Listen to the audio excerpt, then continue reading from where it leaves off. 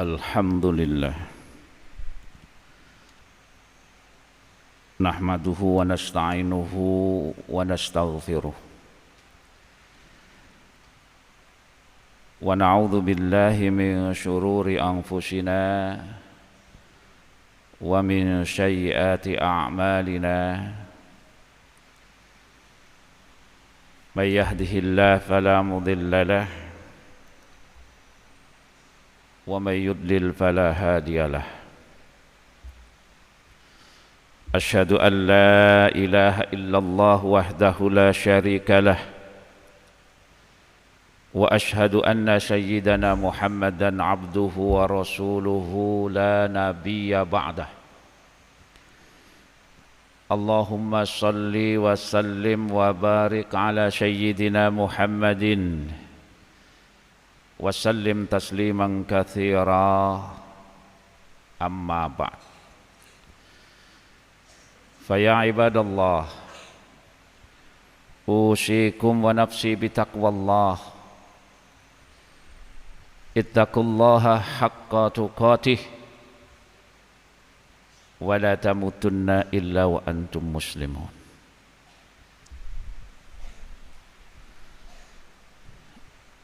Jamaah Jum'ah rahimakumullah, marilah kita senantiasa meningkatkan keimanan dan ketakwaan kita kepada Allah dengan sebenar-benar takwa, menjalankan perintah, meninggalkan larangan, dan janganlah kita sekali-kali meninggalkan dunia ini kecuali dalam keadaan Islam dan husnul khatimah. Jamaah Jum'ah rahimakumullah, di dalam Al-Quran surat At-Tin Allah berfirman, laqad khalaqnal insana fi ahsani taqwim.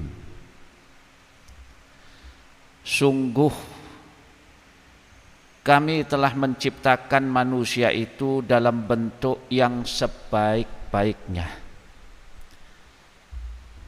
Artinya makhluk yang namanya manusia ini oleh Allah diciptakan dalam bentuk yang sebaik-baiknya.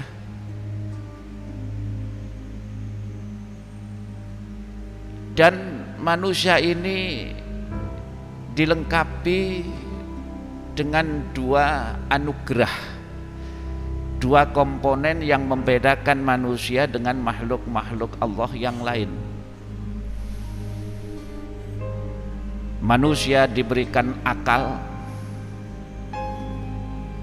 dan juga diberikan nafsu. Berbeda dengan malaikat yang hanya diberi akal tidak diberi nafsu, atau binatang yang hanya diberi nafsu tapi tidak diberi akal. Tetapi manusia diberikan kedua-duanya, yaitu diberikan nafsu dan diberikan akal.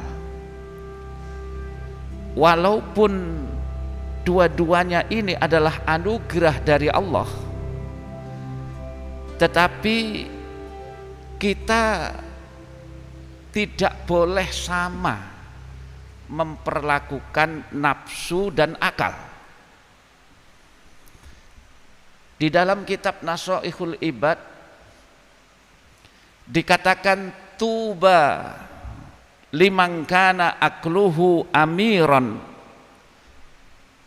wa hawahu asiran wa wailun liman kana hawahu amiran wa akluhu asiran.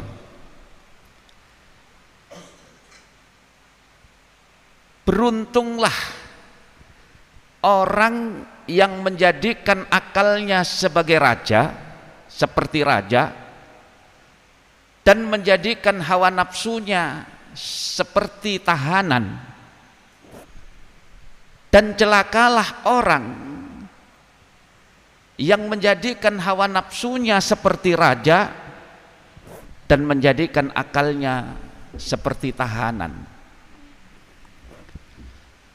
Jamaah Jum'ah rahimakumullah, mengapa ketika seorang itu menjadikan akalnya sebagai raja dia akan beruntung? Sebagaimana kita ketahui bahwa sosok raja adalah seseorang yang dihormati oleh rakyatnya,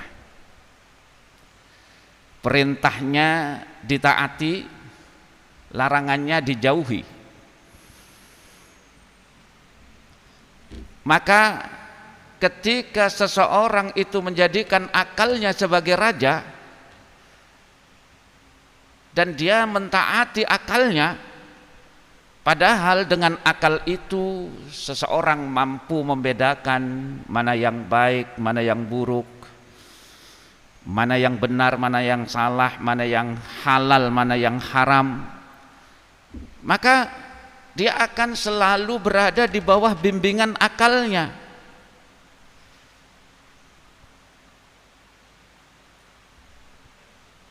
Karena akal akan mengarahkan dia kepada hal-hal yang baik, kepada hal-hal yang benar.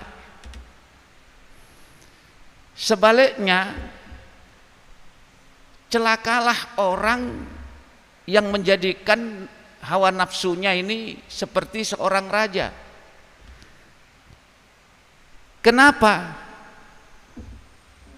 Karena nafsu itu cenderung kepada keburukan.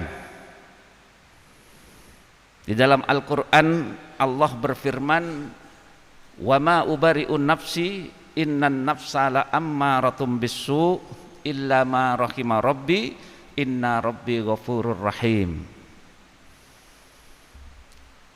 Dan aku tidak membebaskan diriku dari kesalahan. Sesungguhnya nafsu itu cenderung menyuruh kepada keburukan.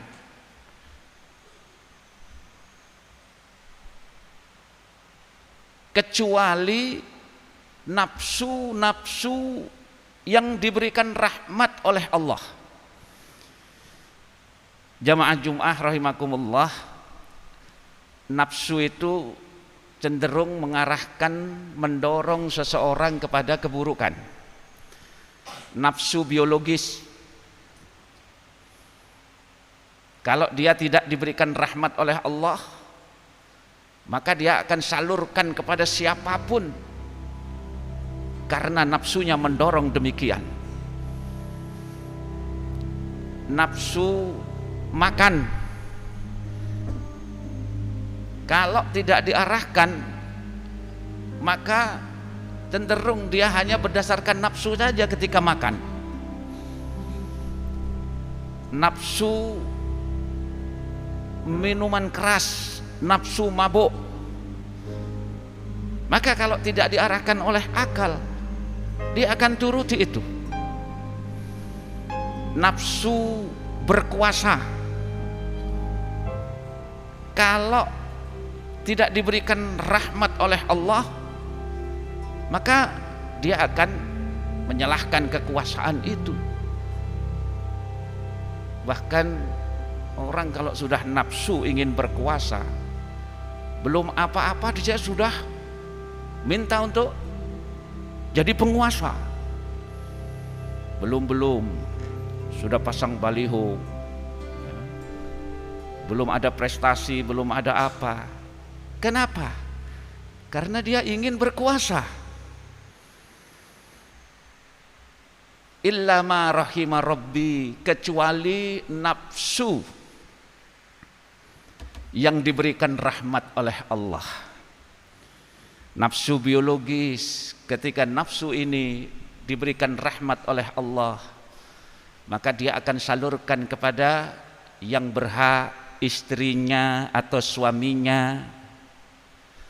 Nafsu makan, kalau diberikan rahmat oleh Allah, maka dia akan makan yang baik-baik, yang halalan thayyibah. Nafsu berkuasa, dia tidak ingin untuk menjadi penguasa, tetapi ketika dia diberikan amanah, dia akan menjadi pemimpin, penguasa yang jujur, penguasa yang adil. Di dalam Al-Quran Allah mengingatkan kepada Nabi Daud, Ya Dawudu, inna ja'alnaka khalifatan fil ardi fahkum bainan nasi bil haq wala tattabi'il hawa fayudillaka an sabilillah innal ladzina yadhilluna an sabilillah lahum adzabun syadidun bima nasu yaumal hisab.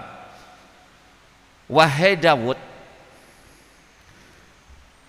sesungguhnya aku menjadikan kamu sebagai khalifah di muka bumi.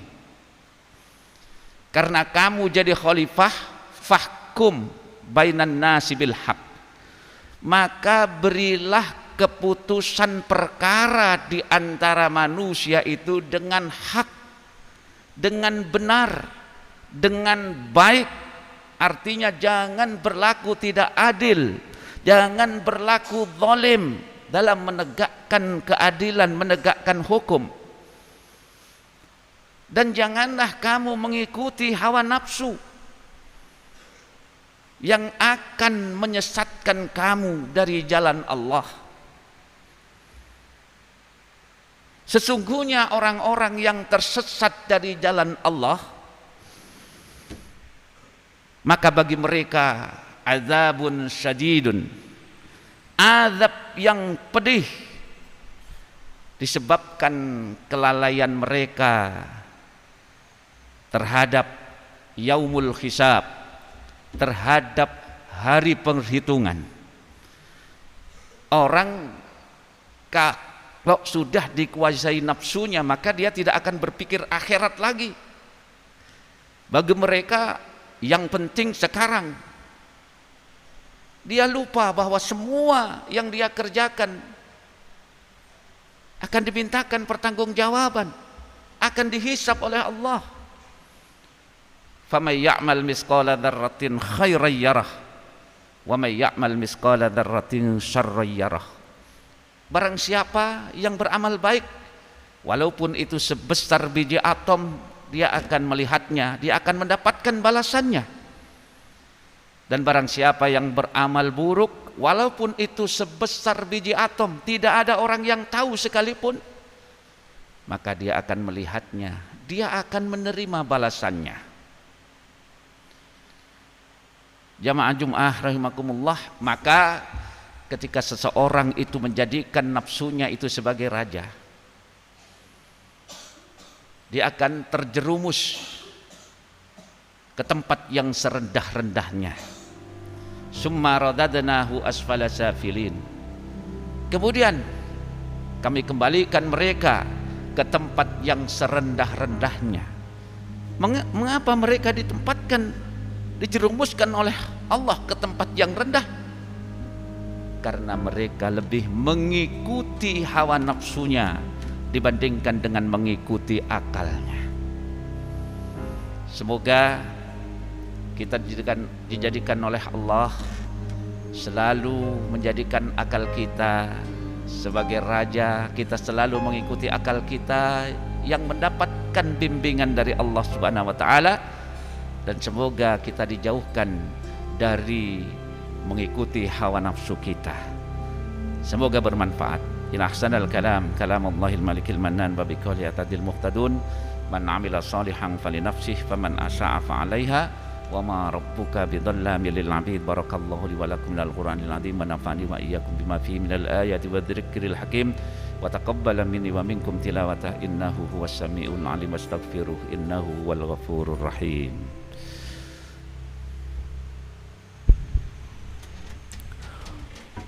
اللهم صل وسلم على سيدنا محمد وعلى آل سيدنا محمد.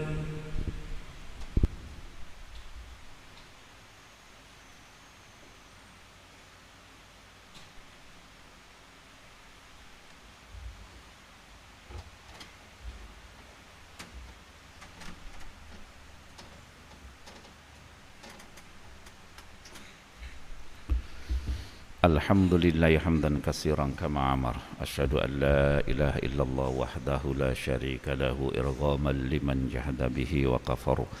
وأشهد أن سيدنا محمدا عبده ورسوله سيد الخلائق والبشر اللهم صل وسلم وبارك على سيدنا محمد وسلم تسليما كثيرا أما بعد فيا عباد الله أوصيكم ونفسي بتقوى الله فقد فاز المتقون واعلموا أن الله تعالى أمركم بأمر بدأ فيه بنفسه وسن بملائكته وإياه بالمؤمنين من عباده وقال تعالى ولم يزل قائلا عليما إن الله وملائكته يصلون على النبي يا أيها الذين آمنوا صلوا عليه وسلموا تسليما اللهم صل على سيدنا محمد وعلى آل سيدنا محمد اللهم صل على ملائكتك المقربين وأنبيائك والمرسلين وأهل طاعتك أجمعين وارض اللهم عن الخلفاء الراشدين سيدنا أبو بكر وعمر وعثمان وعلي وارحمنا معهم برحمتك يا أرحم الراحمين اللهم اغفر للمؤمنين والمؤمنات والمسلمين والمسلمات